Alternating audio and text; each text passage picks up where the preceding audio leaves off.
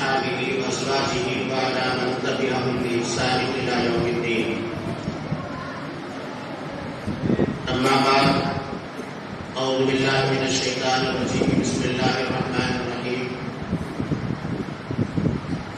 فذكر بالقرآن من يخاف وعيد. وقال النبي صلى الله عليه وسلم: خيركم من تعلم القرآن وعلمه. رواه البخاري. صدق الله العظيم وصدق رسوله النبي الكريم. جناب صدر محترم، راجستھان کی تعلیمی اعتبار سے سب سے بڑی اور سب سے قدیم دینی درسگاہ مدرسہ اسلامیہ عربیہ تعلیم القرآن لطیفیہ سردار شہر کے شیخ الحدیث حضرت مفتی اعظم حضرت مفتی محمود حسن صاحب گنگوہی رحمۃ اللہ علیہ کے خلیفہ اجل اور مجاز بیت حضرت اقدس مولانا محمد اکرام الدین صاحب دامت برکاتہم اور اسٹیج پر تشریف فرما تمام سامعین گرامی اور پیارے بچوں، آپ حضرات کافی دیر سے مدرسہ سلیمانیہ بشارت العلوم کے ہونہار طلباء کی تقاریر، ان کے بیانات، ان کی نعتیں، ان کے نظمیں، ان کے ایمان افروز دینی اور اسلامی پروگرام سماعت فرما رہے تھے، اور پروگرام بچوں کے لباس، ان کی نصالیت، ان کی وضاحت اور ان کے رہن سہن سے آپ حضرات بخوبی اس نتیجے پر پہنچے ہوں گے کہ الحمدللہ مدرسہ سلیمانیہ بشارت العلوم میں نہ صرف قوم کے بچوں کو اعلیٰ دینی تعلیم دی جا رہی ہے، بلکہ ان کی دینی تربیت پر بھی خصوصی توجہ مرکوز کی جا رہی ہے۔ دعا کریں کہ اللہ تبارک و تعالیٰ اس ادارے کو روز بروز، شب بشب، لمحہ بلمحہ ترقیات سے نوازے اور اس ادارے کے فیض کو پورے علاقے میں عام فرما دے۔ حضرات گرامی، کلیدی اور مستقل خطاب حضرت شیخ الحدیث دامت برکاتہم کا ہوگا۔ 10-15 منٹ کے لیے حاضری ہوئی ہے اور کچھ اہم اختصار کے ساتھ میں کچھ اہم اور کارآمد باتیں آپ حضرات کے گوش و گزار کرنی ہیں۔ اللہ تعالیٰ سب کی توفیق عطا فرما دے۔ حضرات گرامی، یہ دین جس کو ہم مانتے ہیں، جس پر ہم عمل کرتے ہیں، یہ آخری دین ہے، یہ آخری شریعت ہے، یہ زندگی گزارنے کا آخری نظام الہی ہے۔ اس شریعت کے بعد، اس دین کے بعد، اس قانون کے بعد، اس نظام الہی کے بعد اب کوئی نئی شریعت، نیا دین، نیا مذہب دنیا کے اندر آنے والا نہیں ہے۔ اس امت کا نبی، آخری نبی، ان کو جو نبوت دی گئی وہ آخری نبوت، ان کو جو شریعت دی گئی وہ بالکل آخری شریعت ہے، جو قیامت تک انشاءاللہ چلے گی اور اس کا کوئی بات بیکا نہیں کر پائے گا۔ قیامت تک اس کی حفاظت کی ضمانت اور گارنٹی اور وعدہ اللہ تبارک و تعالیٰ نے کیا ہے۔ اگرچہ ہم لوگ اِنَّا نَحْنُ نَزَّلْنَا الذِّكْرَ وَإِنَّا لَهُ لَحَافِظُونَ کا مطلب یہی سمجھتے ہیں کہ اللہ تعالیٰ قرآن کی حفاظت کرے گا، لیکن یہ مفہوم عام ہے، چونکہ قرآن کریم منبع شریعت ہے، کیونکہ قرآن کریم سرچشمہ اسلام ہے، اور اسلام کے سارے اصول، اس کے سارے ضوابط، کلیات اور جزیات سارے کے سارے قرآن کریم سے نکلی ہیں، اور اسلام کے ایک ایک جزیے کی، اسلام کے ایک ایک اصول کی اللہ تبارک و تعالیٰ حفاظت فرمائے گا۔ اور حفاظت کا مطلب یہ نہیں ہے کہ اللہ رب العزت بذات خود آسمان سے زمین پر اتر کر حفاظت کرے گا اور بدخواہوں کا مقابلہ کرے گا، بلکہ قرآن کی اور شریعت کی حفاظت کرنے کا مطلب یہ ہے کہ اللہ تبارک و تعالیٰ قیامت تک ایسے ذرائع، ایسے وسائل، ایسے سبل، ایسے اسباب، ایسے افراد، ایسی جماعتیں، ایسے ادارے فراہم کرتا رہے گا اور قائم کرتا رہے گا کہ جو مذہب اسلام کی اور شریعت محمدیہ کی حفاظت کرتے رہیں گے۔ اداروں سے مراد مدارس قائم ہوں گے جو الحمدللہ دین کی حفاظت میں ایک اہم اور کلیدی رول ادا کر رہے ہیں۔ ایسی جماعتیں اور تنظیمیں وجود میں آئیں گی جو اسلام کی نہ صرف حفاظت کریں گی بلکہ اسلام کی تبلیغ، اس کے تشہیر، اس کے پرچار میں اندر کوشش کر دیں گی اور اللہ کے کلمے کو لے کر وہاں تک چلے جائیں گے جہاں تک سورج غروب اور طلوع ہوتا ہے، اور جس کے بعد دنیا کا کوئی مقام، دنیا کی کوئی بستی اور دنیا کا کوئی ملک نہیں ہے۔ اور ہمارے سامنے وہ سارے ثبوت ہیں، وہ سارے شواہد ہیں کہ ہماری جماعتوں کے افراد، ہمارے مبلغین، دعات، مرشدین، بزرگ، اولیاء اعظام اللہ کے اس کلمے کو، قرآن کے اس میسج اور پیغام کو، دعوت کے اس مشن کو لے کر وہاں تک پہنچ گئے کہ اس کے بعد کوئی آبادی نظر نہیں آتی۔ تو یہ سب قرآن کی حفاظت، شریعت کی حفاظت کے ذرائع ہیں جو انشاءاللہ قیامت تک اللہ تعالیٰ وجود میں لاتا رہے گا۔ ان کی ترقی کے لیے اور ان کی حفاظت کے لیے ہم سب دعا فرمائیں۔ اس غیر منقسم ہندوستان میں ان مدارس نے اسلام کی حفاظت کس طرح سے کی؟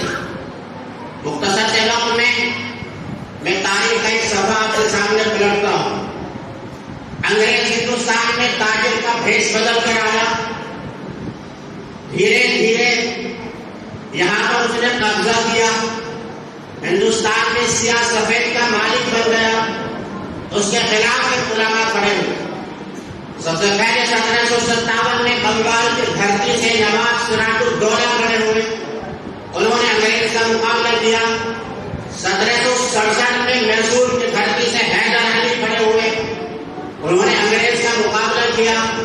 1772 میں شاہ عبد العزیز نے انگریز کے خلاف فتویٰ دیا اور اپنے دو لائق شاگرد، ایک بھتیجے شاہ اسماعیل شہید کو، ایک اپنے لائق شاگرد سید احمد شہید کو 800 مجاہدین کی ایک چھوٹی سی جماعت لے کر جہاد کے اوپر روانہ کیا، جس نے انگریزوں کی چولیں ہلا دی، اور 1833 میں اپنوں کی غداری کی وجہ سے یہ مقدس قافلے کے سرگنا بالاکوٹ کی پہاڑی پر جا کر جامع شہادت نوش فرماتے، لیکن ان کے جو شاگرد بچے 1857 آیا، اس میں شاہ ظفر کی قیادت میں علماء کھڑے ہوئے انگریزوں کو یہاں سے بھگانے کے لیے، تو محاذ قائم کیے گئے۔ پہلا محاذ شاملی میں، جس کی قیادت حاجی عباد اللہ مہاجر مکی، حضرت نانوتوی، حضرت گنگوہی، حضرت ثابت شبیر، ان حضرات نے کی، لیکن کسی وجہ سے انگریزوں سے مقابلہ ہوا، اس کے اندر شکست ہوئی، کامیابی نہیں ہوئی۔ بہت سارے علماء گرفتار کیے گئے۔ تاریخ کے اندر لکھا ہے کہ انگریز کا فتویٰ ہوا، انگریز نے آرڈر دیا کہ علماء یا علماء نما شکل کے جتنے بھی لوگ ہیں، علماء جیسی شکل کے جتنے بھی لوگ ہیں، بغیر پوچھ تاچھ کیے ہوئے پھانسی کے پھندے پر لٹکا دیا جائے۔ مورخین نے لکھا ہے کہ پورے ہندوستان میں جو ہوا سو ہوا، اس کا کوئی اندازہ نہیں ہے۔ مغربی یوپی میں 10,000 علماء کو پھانسی کے پھندے پر لٹکا دیا گیا۔ گرفتاری کے بعد حاجی عباد اللہ مہاجر مکی رحمۃ اللہ علیہ نے آپ مکہ تشریف لے گئے، ہجرت فرما گئے۔ گرفتاری کے بعد حضرت نانوتوی کے نکلے، آپ روپوش ہو گئے۔ حضرت گنگوہی رحمۃ اللہ علیہ انگریزوں کے حق میں چڑھ گئے۔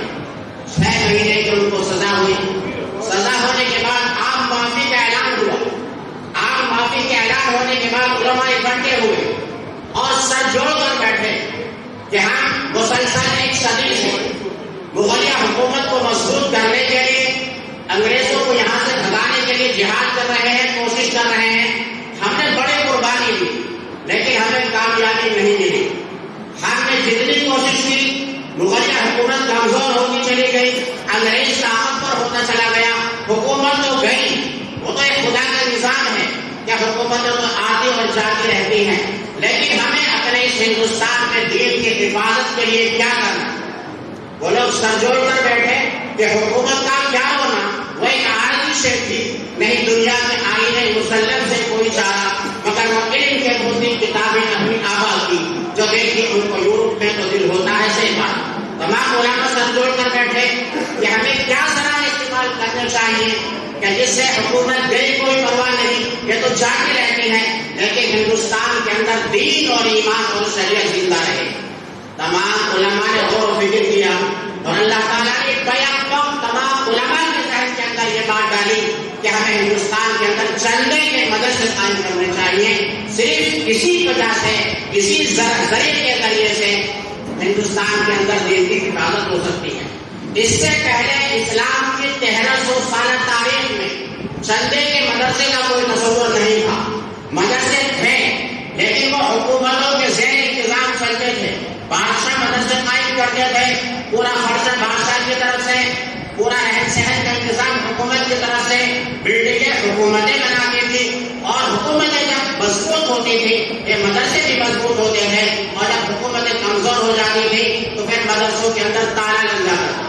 تو مدرسوں کا وجود تو تھا، لیکن وہ مدرسے حکومت کے زیر انتظام چلا کرتے تھے۔ اللہ تعالیٰ نے تمام علماء کے ذہن کے اندر یہ بات ڈالی کہ ہمیں چندے کے مدرسے قائم کرنے چاہیے۔ ان کے ذہن میں یہ بات آئی کہ حکومتیں جو لمبے چوڑے رفاہی اور سماجی کام کرتی ہے اور جنتا کی رعایت کے لیے اور سہولت کے لیے بڑے بڑے پروجیکٹ چلاتی ہے، حکومت کے پاس پیسہ کہاں سے آتا ہے؟ وہ اس نتیجے پر پہنچے کہ حکومت کے پاس کچھ نہیں، بلکہ جنتا سے حکومت جو ٹیکس کے نام پر وصول کرتی ہے، اس ٹیکس کو وصول کرنے کے بعد میں حکومتیں لمبے چوڑے سماجی اور فلاحی کام کرتی ہے۔ تو علماء نے کہا کہ ہمیں حکومت کے آگے بھیک نہیں مانگنی، بلکہ اصل مالدار، اصل سرمایہ دار جو ہے وہ جنتا اور عوام ہے، ہمیں انہیں کے اعتبار پر، انہیں کے بھروسے پر یہ مدرسے قائم کرنے ہیں۔ کیونکہ وہ دیکھ چکے تھے، اندلس میں مدرسے تھے، اسپین میں مدرسے تھے، کوفہ میں مدرسے تھے، بصرہ میں مدرسے تھے، اور اندلس میں عظیم الشان مدرسے تھے کہ جب وہاں پر اسلامی حکومت بھی، پوری دنیا کے علماء کا رجحان اندلس کی طرف ہوا، لیکن جب وہاں پر اسلامی حکومت گئی تو مدرسوں کی بھی اینٹ بچ گئی، کوئی پرسان حال نہیں۔ تو علماء نے غور و فکر کر کے اس نتیجے پر پہنچے کہ ہمیں چندے کا مدرسہ قائم کرنا ہے، اور اور اسی اعتماد پر 1866 میں دارالعلوم دیوبند کی بنیاد رکھی گئی اور اس کا چندہ آپ جانتے ہیں تاریخ کے اندر لکھا اس کا چندہ جب کیا گیا تو 136 روپے پہلا اس کا چندہ ہوا. تاریخ کے اندر یہ بات ریکارڈ میں محفوظ ہے کہ 6 مہینے کے بعد میں ایک بوڑھی عورت اس وقت کے دارالعلوم کے محتمم حضرت حاجی عابد حسین رحمۃ اللہ علیہ کی خدمت میں آئی اور آنے کے بعد کہا کہ حاجی صاحب آپ کے مدرسے کے لیے میں نے سود کاٹ کر یہ چونی اکٹھا کی ہے, آپ اس کو چندے میں قبول فرما لیں. یہ چونی یعنی روپے کا چوتھائی حصہ میری محنت کی کمائی ہے جو میں نے چرخا کاٹ کر آپ کے مدرسے کے لیے اکٹھا کی ہے. حضرت حاجی عابد حسین رحمۃ اللہ علیہ نے اس کو قبول فرمایا اور خزانچی صاحب کو یہ آرڈر دیا کہ یہ چونی دارالعلوم کے خزانے میں اسی طریقے سے باقی رہنی چاہیے اور اس کو خرچ نہ کیا جائے. ریکارڈ میں یہ بات محفوظ ہے کہ 100 سال تک دارالعلوم کے خزانے میں وہ چونی باقی رہی اور اس کی برکت یہ تھی کہ کروڑ روپے آئے اور کروڑوں روپے خرچ ہو گئے اور دارالعلوم میں کبھی فنڈ کی کمی نہیں آئی. تو بھائی یہ چندے کے مدرسے جو آج اس دھرتی پر اسلام شریعت کے بہترین محافظ ہیں وہ فاضل کرام پیدا ہو رہے ہیں. دیکھو یہ زوال امت کا زمانہ ہے, زوال امت کا دور ہے. یہ ہر اعتبار سے انقطاع, تعلیمی اعتبار سے, علمی اعتبار سے, عملی اعتبار سے زوال امت کی صورتحال یہ ہے کہ گلی کوچوں میں حافظ پیدا ہو رہے ہیں. کسی مدرسے میں 3, کسی میں 5, کسی میں 10, کسی میں 15, بلکہ 10 سال پہلے تو مدرسے حافظ پیدا کرتا تھا, آج تو مکاتب سے اور مسجدوں سے حفاظ کرام پیدا ہو رہے ہیں. آپ دیکھیں 20 سال پہلے سے کرام نہیں تھے جتنے آج ہیں. زوال امت کے دور میں صورتحال یہ ہے کہ مدارس اور مکاتب کی برکتوں سے حفاظ کرام کی کھیت پیدا ہو رہی ہے. عروج امت کا زمانہ تو کیا ہوگا؟ عروج امت کی ایک جھلک میں آپ کو بتاؤں. تاریخ کے اندر لکھا ہے کہ محمد ابن حسن شیبانی محدث ہیں, ان کا ایک حلقہ درس لگتا تھا, ان کا ایک کلاس لگتی تھی. ان کے سبق کو سننے والے تو بہت ہوتے تھے, ان کے سبق کو نقل کرنے والوں کے لیے 4000 دعوتیں ایک کلاس کے اندر رکھی جاتی تھی. یہ عروج امت کا دور تھا. لیکن اللہ کا شکر ہے کہ زوال امت کے دور میں بھی مسلمان پیچھے نہیں ہیں اور یہ مدارس جس مقصد کے لیے قائم کیے گئے تھے الحمدللہ اپنے مقصد میں کامیاب ہیں. ان مدارس سے حفاظ پیدا ہو رہے ہیں. آپ کو ان مدارس کی قدر کرنی چاہیے. حافظ پیدا کرنا کوئی معمولی بات نہیں ہے.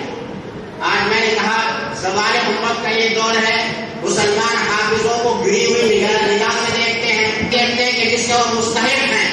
لیکن میں آپ کو بتاؤں حافظ کی قدر اللہ اور نبی کی نگاہ میں کیا ہے. حافظ کو دنیا میں کیا ملتا ہے؟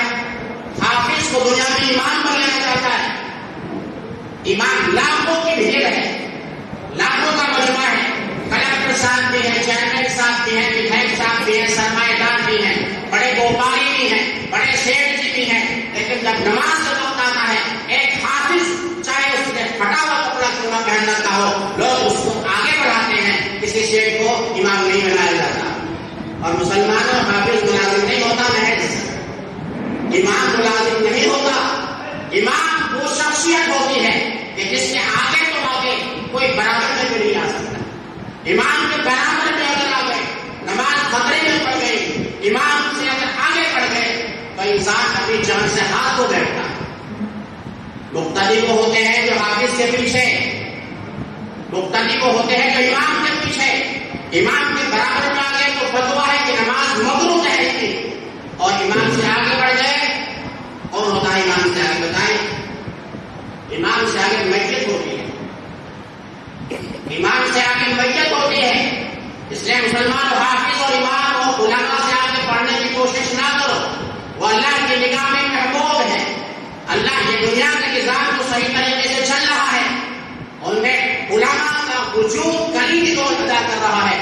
اگر علماء نہ ہوں گے, اگر اللہ کرنے والے نہ ہوں گے, اگر اللہ کی طرف دعوت دینے والے نہ ہوں گے, اگر اللہ کے کلمے کو پرست کرنے والے نہ ہوں گے تو اللہ تعالیٰ دنیا کے نظام کو توڑ پھوڑ کر برابر کر دے گا. حضرت نانوتوی رحمۃ اللہ علیہ کا ایک واقعہ میں آپ کو سناؤں. بچا سکتا ہے تو قرآن کی تعلیم ہے, ہمارا دین ہے, ہمارا ایمان ہے, ہمارا تقویٰ ہے. اللہ تعالیٰ سے ہم دعا کرتے ہیں کہ اللہ تعالیٰ اس مدرسے کو اور ہمارے شہر سیکر میں جتنے مدرسے ہیں پورے علاقے میں جو مدارس عربیہ ہیں اللہ تعالیٰ ان کی حفاظت فرمائے اور اللہ تعالیٰ ان کے فیض کو عام فرمائے. وآخر دعوانا الحمد للہ رب العالمین.